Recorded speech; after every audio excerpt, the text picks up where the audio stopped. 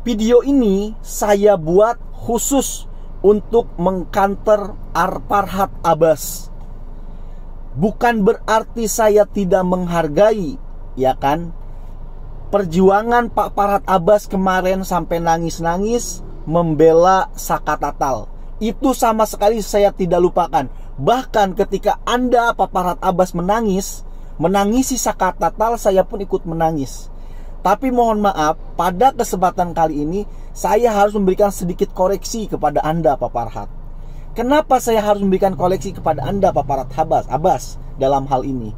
Karena semenjak Anda bikin satu konferensi pers yang Anda di sana menyudutkan Ibu Titin. Saya pakai bahasa menyudutkan ya, mungkin Anda tidak akan terima nih, Pak Farhad, karena yang Anda bicarakan itu mungkin menurut Anda itu adalah fakta. Tapi biar mempermudah kepada netizen Indonesia memahami, saya katakan Anda menyudutkan Ibu Titin di sana dalam konferensi pers Anda. Apalagi si Krishna itu, teman Anda. Krishna itu, apa Krishna Murti atau siapa namanya saya nggak tahu. Di situ lebih parah lagi tuh nyudutin Bu Titin. Semenjak Anda melakukan statement-statement ini konferensi pers, tahu nggak efeknya apa?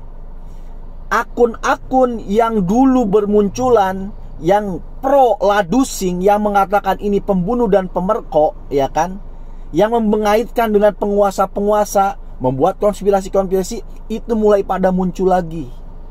Bahasa mudahnya itu mereka begini nih, tuh bener kan apa kata gua, selama ini gua berhenti dulu, ya kan, tidak memberikan satu konten dulu kan, begitu.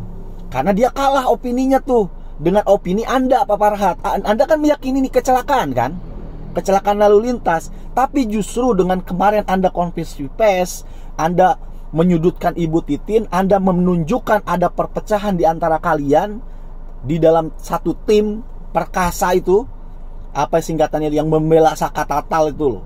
Tapi kalian malah bongkar rahasia dapur kalian di media gitu loh, bahwa kalian tuh ada perpecahan. Ini gimana? Lah kalian tuh sedang berperang sekarang begitu loh. Untuk apa? Goalsnya membebaskan 6 terpidana, memenangkan PK Saka Tatal. Lah dapur kalian malah kamu bongkar. Ini Farhad Abbas, gimana sih kamu ini? Ibaratnya kalau mau perang ini, gudang senjata kalian kasih tahu ke musuh gitu loh. Ya habis di bredel, ya kan? Nah, maka video ini saya buat ya, biar saya untuk mengcounter gitu loh. Karena ini mulai seperti jamur di musim hujan, mulai bermunculan lagi nih. Padahal kita ini sedang mengkawal MA. Kawalan MA ini sekitar ya 30 hari lagi lah.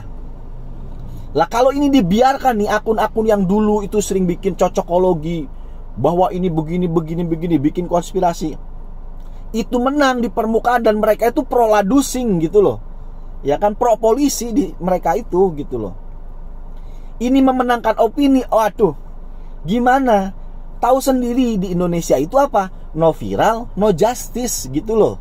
Iya kan? No viral, no justice. Nah, khawatir kalau opini yang dimenangkan itu adalah opini mereka yang pro Ladusing, sedangkan kita sedang menunggu putusan MA, ini akan mempengaruhi kepada putusan MA begitu loh. Lagian aduh gimana sih Anda ini, Pak Farhad ini ngapain gitu loh, bongkar-bongkar itu di media seperti itu. Itu tuh dapur kalian, itu gudang senjata kalian. Perjuangan kalian tuh belum selesai. Putusan PK-nya Saka Tatal juga belum selesai. Kenapa nggak sabar dulu gitu loh? Kenapa kalian bisa seperti itu gitu loh? Ya memang mau bagaimanapun juga ya, kalau ngomong ikhlas-ikhlasan nih, di dalam mengawal kasus Vina itu tidak ada yang seikhlas netizen kalau saya. Mohon maaf ini ya, saya boleh di sini kalau belak-belakan, bahkan saya dengan penonton saya, dengan subscriber saya, itu lebih ikhlas mereka daripada saya. Kenapa demikian, ya kan? Oke, katakanlah netizen nih, subscriber saya, penonton saya mengawal kasus Vina ini ada kepentingan juga. Misalkan, apa kepentingannya? Paling banter nih namanya netizen. Kepentingannya apa? Ingin memuaskan rasa penasarannya doang. Kira-kira ini apa ya akhirnya? Akhir cerita ini endingnya apa? Paling itu. Ya paling, kalau ada lagi yang lebih parahnya apa coba? Mungkin dia share video saya, dia ambil video saya, kemudian dia posting di medianya, kemudian dia dapat engagement, dapat perhatian. Paling gitu doang gitu loh. Lah sedangkan saya ini lebih parah daripada netizen Indonesia dalam mengawal kasus ini. Saya nggak ikhlas amat seperti netizen gitu loh. Karena di sini saya dapat cuan, saya dapat engagement, dapat pengaruh, terkenal, ya kan? Saya jadi dapat banyak subscriber. Coba itu benefit yang saya dapatkan. Untuk ikhlas seperti netizen yang lain jauh. Lah apalagi Anda nih, Farhad Abbas, ya kan, dan lain sebagainya lah. Termasuk mungkin Kang Deddy Mulyadi. Mohon maaf ya di sini ya. Tapi ini untuk kita ambil pelajaran gitu loh.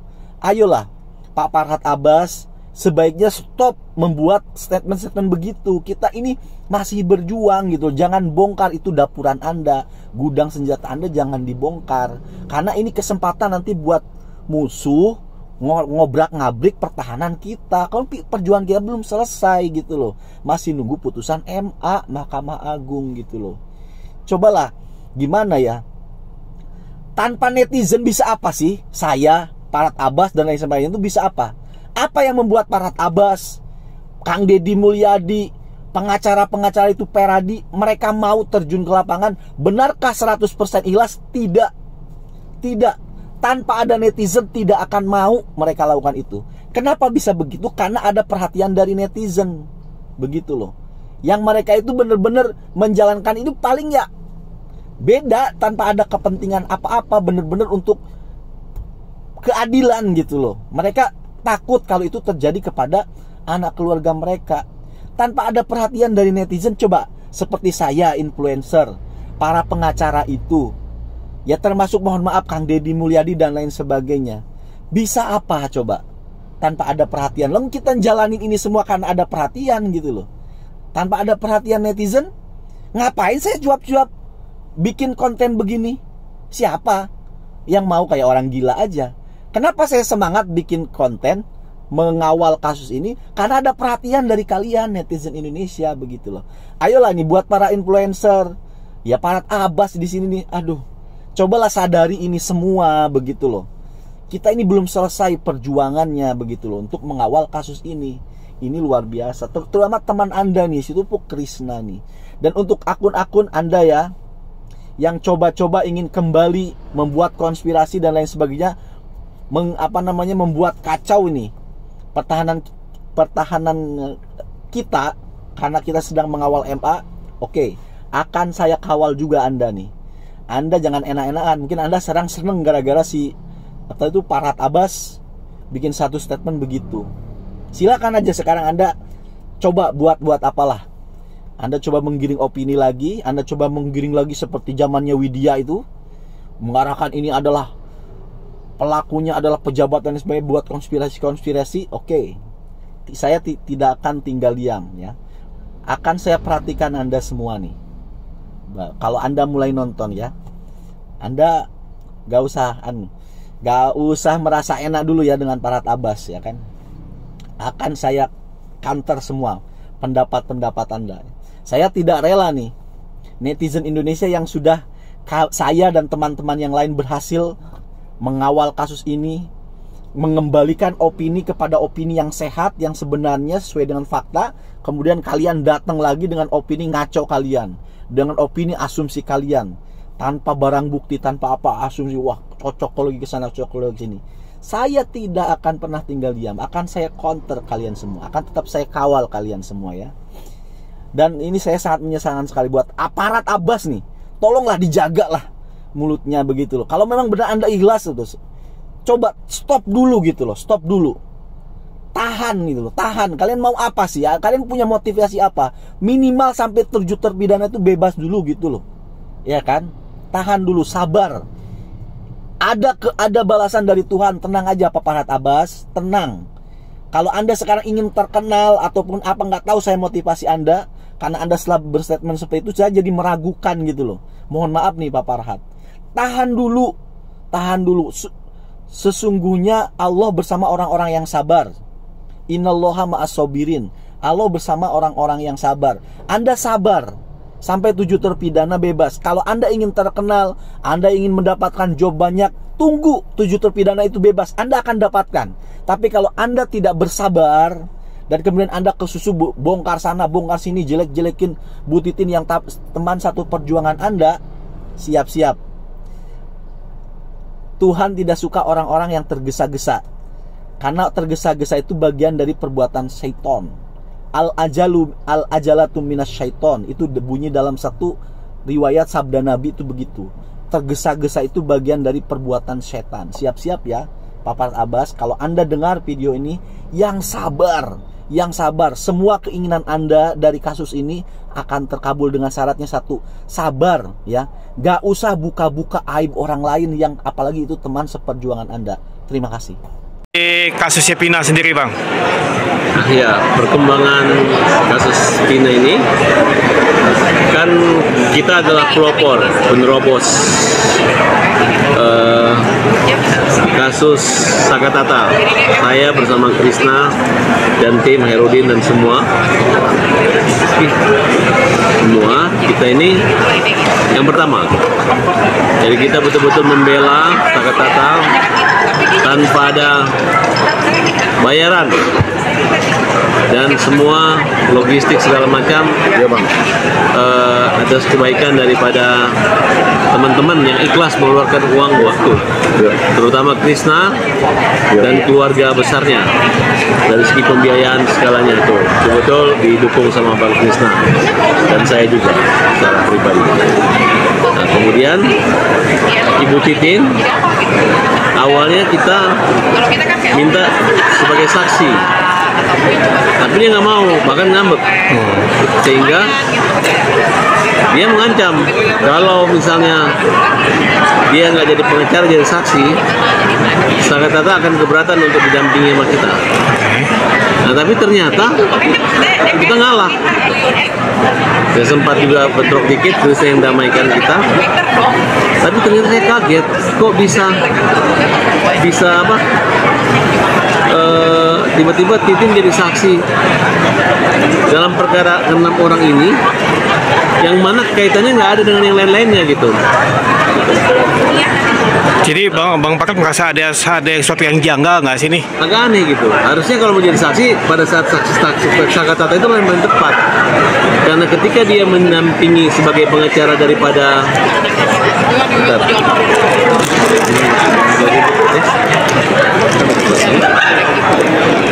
ya, aman ya. Nah, jadi walaupun William berdiri di belakang. Nah.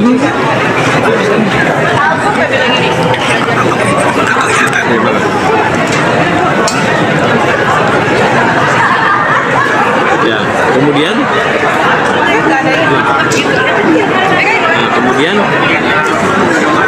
saya mengingatkan kepada teman-teman, ya udahlah, Ibu Titin ini kan dia nggak mau jadi saksi, mau jadi lawyer gitu. Tapi ternyata dalam perkara yang lain dia mau jadi saksi.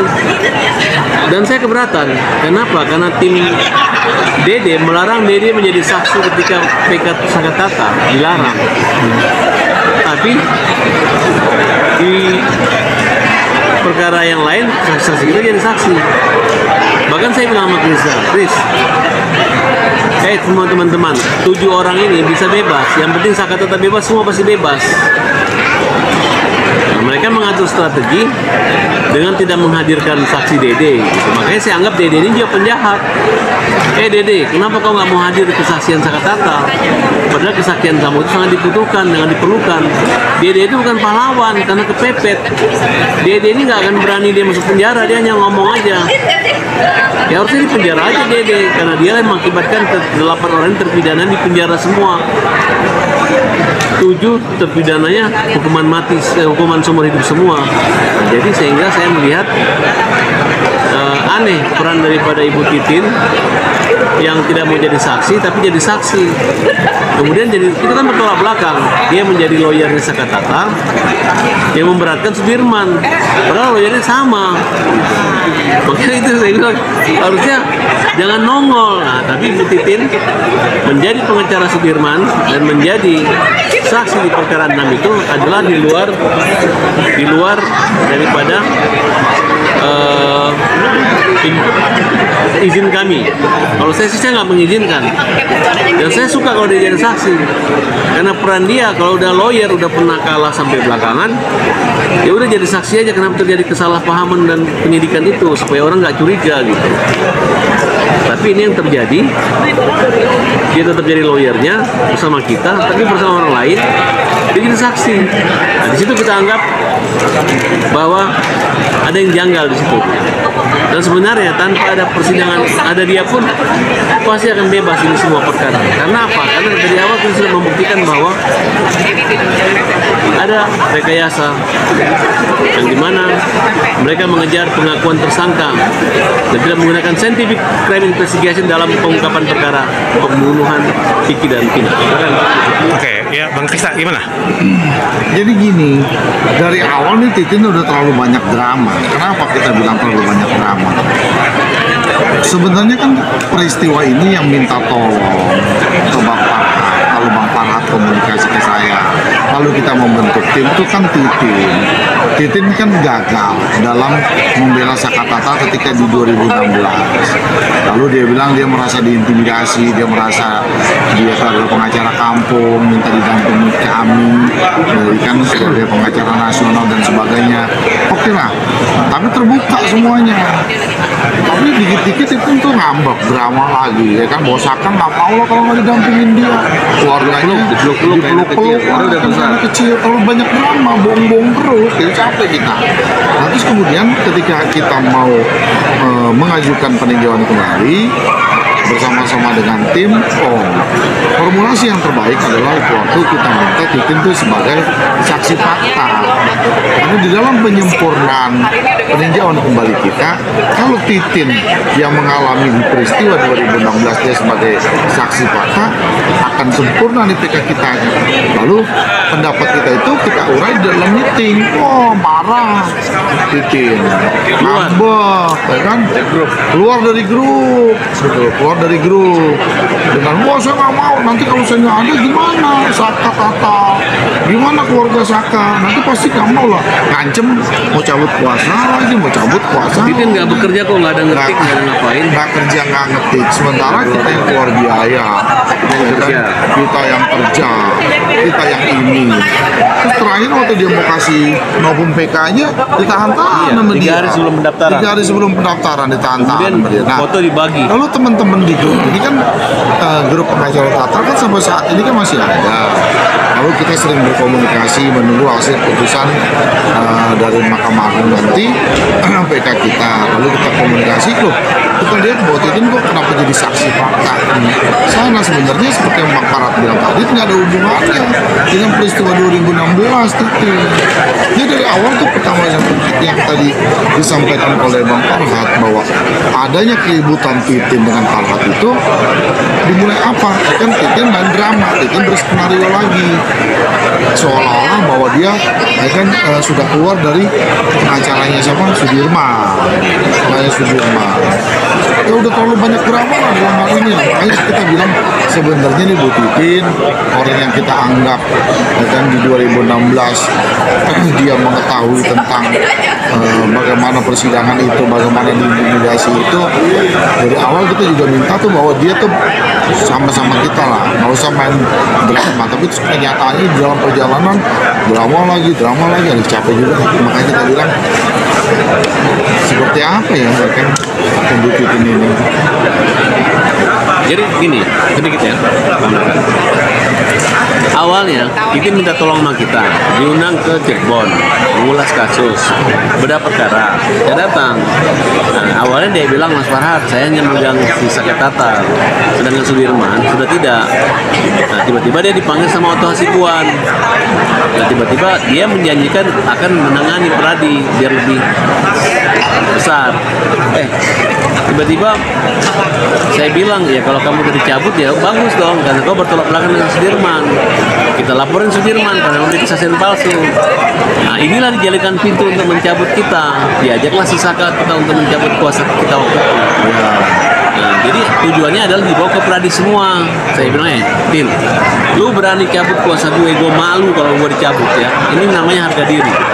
saya hajar kalian kalau kamu main-main begini caranya. Akhirnya didamaikan sama Krishna. Akhirnya dia bilang lah, aparat memang baik, kami salah paham semua.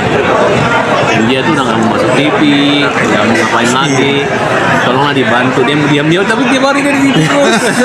Akhirnya kita yang keluar uang. Ini teman-teman nggak ada yang mulai wawancara, dia terus. Pokoknya kerjanya dia aja. Akhirnya ya udahlah, biarkan aja kan. Dia bilang kan udah nggak mau diwawancara sama TV, dia nggak akan pernah lagi mau datang ke TV. Iya, nggak mau jadi lawyer yang lain selain Sakatata. Mau jadi Sakatata. Nggak mau jadi saksi. Tapi tiap hari kita dengar kan dia lagi ada di konvensi, kan ada di Iya. TV. Pokoknya ya itu memang menjadi penghasilan pendapatan sih sebenarnya. Tapi nah ini saya tegur dia, saya lihat loh ini orang apa. Nah ini puncak kekesalan saya ini adalah ketika dia sudah selesai perkara kita, dia nongol lagi. Bahkan teman-temannya udah sombong, nggak mau salaman, kayak nggak kenal kayak Pak Agus. Nah ini tiba-tiba dia curhat, dia mengatakan dia menjadi saksi karena keikhlasan. Dianggap kita dulu intimidasi dia, bukan. Lu ada saksi penting dalam perkara Sakatata. Ya, justru. Dan dia bagi-bagi, Chris, dia bagi-bagi itu saksi. Terus Nopum itu 3 hari sebelum kita pasang, orang kan, aduh, saya terpaksa aja, kalau enggak saya udah marah banget. Tiba-tiba fotonya Eki, dibilang ini hoax. Padahal supaya dikasih ke tim yang lain, Ya. supaya terbagi. Akhirnya ketika hakim tanya, fotonya nggak sempurna. Nopum saya menyangkut foto tidak sempurna. Nah di situ saya lihat, oh, itu gue tim lu ngerjain gue ya. Gila, foto bener lu bilang hoax supaya dibagi antara Pradi supaya nggak ketahuan kan. Dulu lu nggak mau ngasih ke Pradi, alasannya Pradi orangnya nggak profesional dan diganti, ilmunya nggak ada. Nah tapi begitu dibaikin lagi, lu bagi tuh Nopum fotonya. Padahal hakim bilang kenapa nggak dimasukin sekalian? Itu aja kendalanya Chris sebenarnya. Di sinilah saya melihat drama strategi popularitas ini yang aneh gitu. Dan saya menyatakan Dede adalah penjahat dan dia bukan pahlawan karena dia nggak hadir di peradilan Saka. Nah, Titin juga aneh, tidak menjadi saksi di perkara kita, mau jadi pengacara Sudirman, padahal kenapa nggak jadi saksi aja sekalian? Masanya di lawyer itu udah selesai gitu. Kalau lu masih menggunakan cara begini, nggak akan laku. Lawyer itu dicari masalah idealisme dan strategi. Kalau begini caranya, apalagi Titin ngejek-ngejek anak buah saya bilang, siapa aja klien yang mengejek anak buah saya kerja, tidak menghargai jasa dia, apalagi dengan kalimat-kalimat bocil dan lain sebagainya, pasti akan berhadapan dengan saya. Karena dia tidak bisa membuktikan bahwa dia mengetik ataupun memfotokopi ataupun bekerja maksimal buat ini. Tapi kalau lalu lelang ke televisi, kemudian dapat bayaran, dapat duit, itu benar. Tapi kalau bekerja enggak, itu murni otak kami 1000% kerja kami, dan tidak ada mengeluarkan biaya apa, semua itu adalah tujuan kami semata-mata adalah memperjuangkan kaum yang lemah, bukan untuk sekedar mau jadi bunglon, mau kiri kanan, tidak gitu. Dulu naon itu penting, etika itu penting, itu yang tidak dimiliki oleh Titin. Oke, berarti sekarang sikap Bang Farhat dan Bang Krishna untuk Bu Titin sendiri apa nih? Ya dia sendiri, dia aneh, aku nggak bisa digituin gitu. Aku kalau orangnya aku udah tulus, ya ayo. Tapi kalau udah main-main strategi, mungkin dia nggak korek saya, tapi teman-teman saya diejek-ejek, saya pasti marah. Tapi janganlah, jangan lupa utang budi ya. Budi ini menyangkut apa gitu? Enggak. Itu kelihatan kok. Ya. Khusus untuk perkara Sakatata, kita anggap Bu Titin itu menghambat proses terbuka terang benderangnya kasusnya seperti apa. Karena Bu Titin waktu itu yang paling tahu terkait proses hukum berjalannya perkara Sakatata waktu itu. Nah, saya sudah sampaikan ke Bu Titin dalam grup bahwa Bu Titin akan lebih bermanfaat seandainya mau menjadi saksi dalam perkara Sakatata atau pembunuhan Pina ini, karena itu akan lebih bermanfaat, terbuka dengan jelas peristiwa apa yang terjadi dari 2016 itu.